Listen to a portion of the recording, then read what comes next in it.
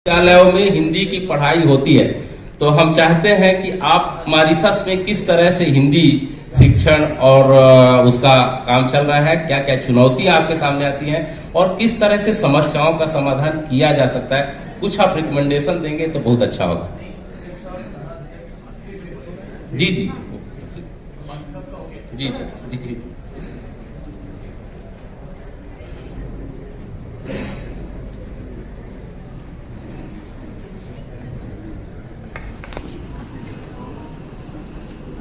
अध्यक्ष महोदया जी, मंचासीन वक्तागण, सभा में उपस्थित विद्वज्जन, सादर अभिवादन।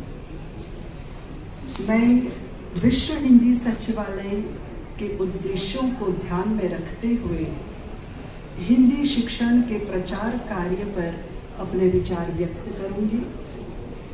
विश्व हिंदी सचिवालय के दो प्रमुख उद्देश्य हैं।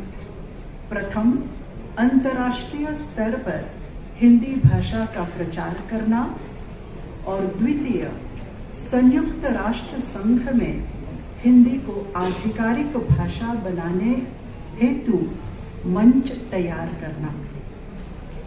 तो अंतर्राष्ट्रीय स्तर पर हिंदी का प्रचार करने के लिए विश्व हिंदी सचिवालय इस समय हिंदी के शिक्षण कार्य को बढ़ावा दे रहा है। उदाहरण के तौर पर हिंदी के अध्ययन अध्यापन के दायरे एवं उसके पैमाने को विकसित किया जा रहा है। हिंदी शिक्षण संबंधी योजनाओं के कार्यान्वयन हेतु नई विधियों के प्रयोग को प्रोत्साहित किया जा रहा है। विश्व भर के हिंदी शिक्षकों और हिंदी शिक्षण संस्थाओं को आपस में जोड़ने का प्रयास किया जा रहा है और प्रौद्योगिकी के माध्यम से हिंदी के शिक्षण कार्य में परिवर्तन लाने का भी प्रयास किया जा रहा है। विश्व हिंदी सचिवालय का जो दूसरा उद्देश्य है, संयुक्त राष्ट्र संघ में हिंदी को आधिकारिक भाषा के रूप में स्वीकृति दिलाना। इस उद्देश्य की पूर्ति हेतु विश्व हिंदी सचिवालय भारत सरकार के प्रयासों का समर्थन कर रहा है। 10 जून 2022 को संयुक्त राष्ट्र संघ की महासभा में यह निर्णय लिया गया था कि 6 आधिकारिक भाषाओं अर्थात अंग्रेजी, मंडारिन, फ्रेंच, अरबी, रूसी और स्पेनिश के अतिरिक्त आवश्यकता पड़ने पर और धन राशि की उपलब्धता को ध्यान में रखते हुए संयुक्त राष्ट्र संघ के दस्तावेजों को अन्य 6 भाषाओं में अर्थात हिंदी, पुर्तगाली, स्वाहिली, फारसी, बंगाली और उर्दू में भी प्रस्तुत किया जाएगा। नवंबर 2022 में भारत ने G20 की अध्यक्षता की। इसके फलस्वरूप यूरोपीय संघ में भारत की भूमिका को मान्यता प्राप्त हुई। इससे आशा बंधती है कि संयुक्त राष्ट्र संघ में हिंदी को आधिकारिक भाषा के रूप में मान्यता दिलाने में भारत को अधिक देशों का समर्थन प्राप्त होगा। हिंदी संयुक्त राष्ट्र संघ की आधिकारिक भाषा बनेगी तो हिंदी के पठन पाठन को निश्चय ही नई गति प्राप्त होगी। इस समय संयुक्त राष्ट्र संघ की सुरक्षा परिषद में केवल 5 स्थायी सदस्य हैं: इंग्लैंड, अमेरिका, फ्रांस, रूस तथा चीन। उम्मीद है कि शीघ्र ही भारत संयुक्त राष्ट्र संघ सुरक्षा परिषद का स्थायी सदस्य बन जाएगा और हिंदी को संयुक्त राष्ट्र संघ की आधिकारिक भाषा बनाने का सपना साकार हो पाएगा। विश्व हिंदी सचिवालय जहां एक ओर भारत के प्रयासों का समर्थन करता है, वहीं दूसरी ओर सचिवालय एक द्विपक्षीय संस्था से बहुपक्षीय संस्था बनने की दिशा में आगे बढ़ रहा है।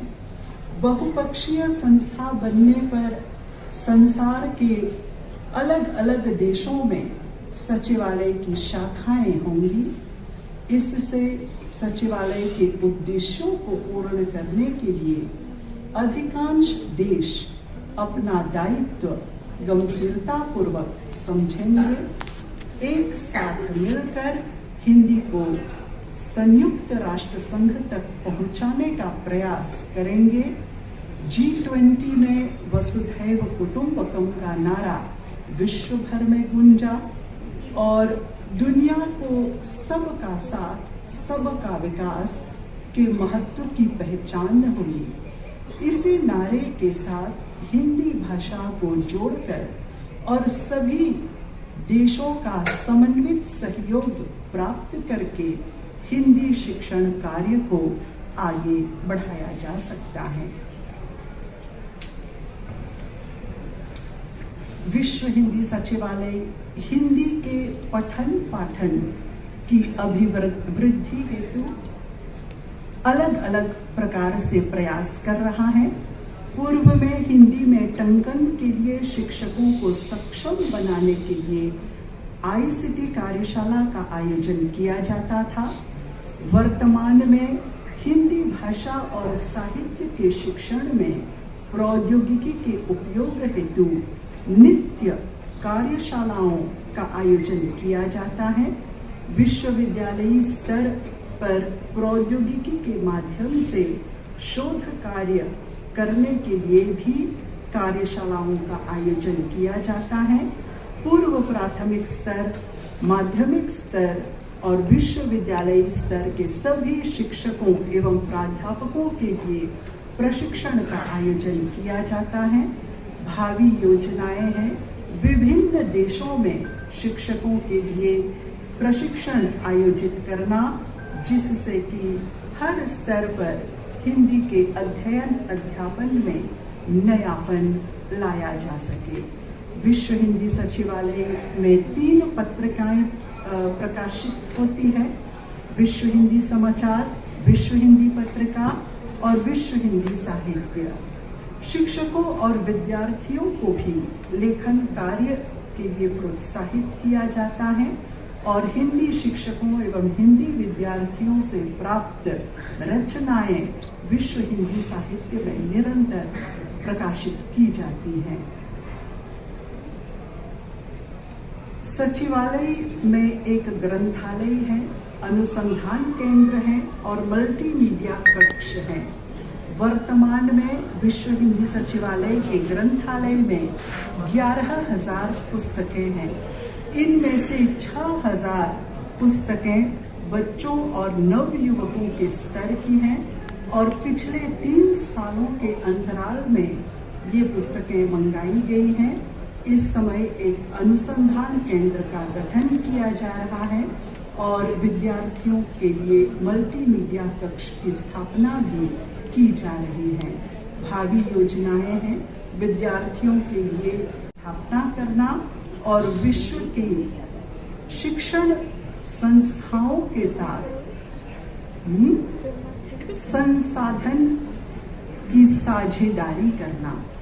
निष्कर्ष के रूप में विश्व हिंदी सचिवालय अपने उद्देश्यों की पूर्ति हेतु हिंदी के वैश्विक प्रचार कार्य में मुख्य रूप से शिक्षण कार्य को परिवर्तित करने का प्रयास कर रहा है। किस रूप में? उसमें नवीनता लाकर 12वें विश्व हिंदी सम्मेलन में यह प्रस्ताव रखा जाता है कि सचिवालय द्विपक्षीय संस्था से बहुपक्षीय संस्था के रूप में एक देश सचिवालय की उद्देश्य पूर्ति करने में गंभीरता पूर्वक सहयोग